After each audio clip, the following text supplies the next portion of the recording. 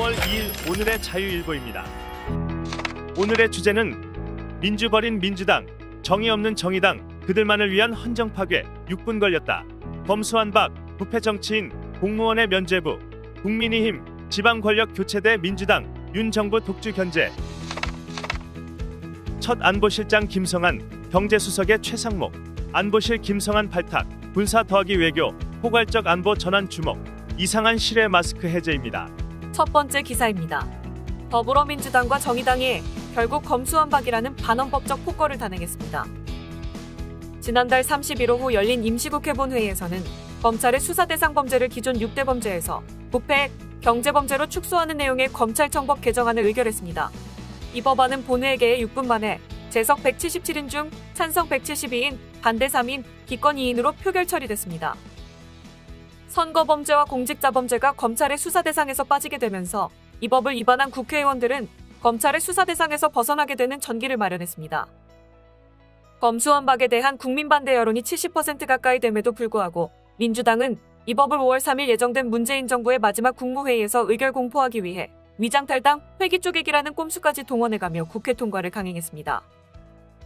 검수완박에 대해 시기와 속도에서 공감하기 어렵다고 입장을 내놨던 정의당 소속 의원들마저 본회의 표결에서 모두 찬성표를 던진 것은 이들이 이번 지방선거와 2년 뒤 있을 총선을 염두에 두고 민주당과 모종의 거래를 한 것 아니냐는 의심을 사기에 충분합니다. 이 법안 통과로 가장 큰 수혜를 입게 된 인물들은 대부분 민주당 사람들입니다.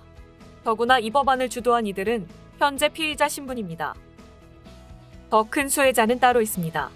대장동 게이트는 물론이고 성남시장 경기지사 시절 공금을 사적으로 유용한 의혹을 받고 있는 이재명 민주당 상임고문입니다.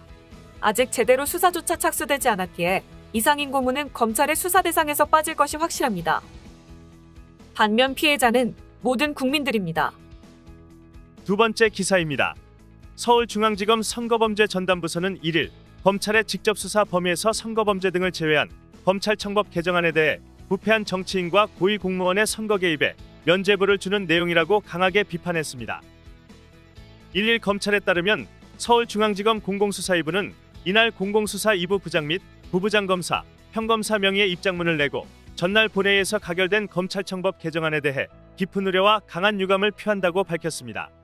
해당 부서는 국가정보원의 대선 개입 사건, 청와대의 울산시장 선거 개입 사건, 여성가족부 공무원들의 공약 제공 사건 등을 수사했습니다. 공공수사2부는 선거범죄와 공직자 범죄를 검사의 직접 수사 대상에서 제외해 부패한 정치인과 고위 공무원의 선거 개입에 면죄부를 주는 내용이라고 강하게 비판했습니다.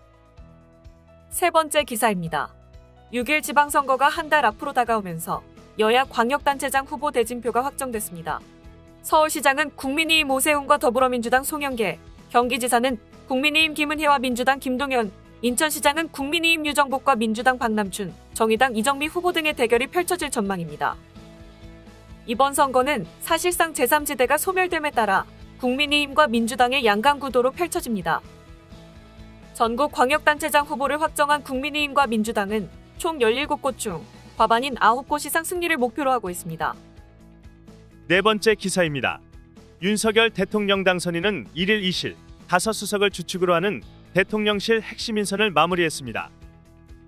초대 대통령실 국가안보실장엔 김성한 전 외교통상부 제2차관, 국가안보실 1차장엔 김태효 전 청와대 대외전략기획관, 2차장엔 신인호 전 청와대 위기관리비서관, 경호처장엔 김용현 전 국방부 작전본부장을 임명했습니다. 김성한 내정자는 국가안보실장 내정 소감을 말하면서 우리는 현재 포괄안보 시대에 살고 있다. 북한의 군사적 위협을 주로 위협이라고 인식하고 있지만 사이버 안보 문제라든지 기후변화, 에너지, 첨단 기술 보존 문제, 글로벌 공급망 문제 등 새로운 이슈들이 우리의 삶을 직접적으로 위협할 수도 있는 안보 문제로 급하게 부상하고 있다고 강조했습니다. 다섯 번째 기사입니다. 윤석열 정부 대통령실 체제가 3실 8수석에서 2실 5수석으로 개편됩니다. 민정수석은 공약대로 폐지됐습니다. 김성한 윤 외교안보 자문역, 김태효 MB 외교 자문위원, 신인호 독일 육사 석사 출신, 김대계 MB 때 통계청장 지내, 이진복 동래구청장 3선 의원, 강승규 MB 인수위 부대변인, 최영범 전 SBS 경영지원본부장, 최상모 기재부 1차 관진회, 안상훈 서울대 복지학과 교수, 강인선 전 조선일보 외교 에디터. 여섯 번째 기사입니다.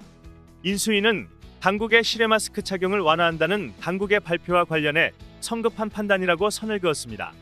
인수위는 과학적 근거가 명확하지 않다, 방역성과 공을 현 정부에 돌리려 하는 것 아니냐는 우려가 있다고 말했습니다. 지금까지 5월 2일 오늘의 자유일보였습니다. 시청해주셔서 감사합니다.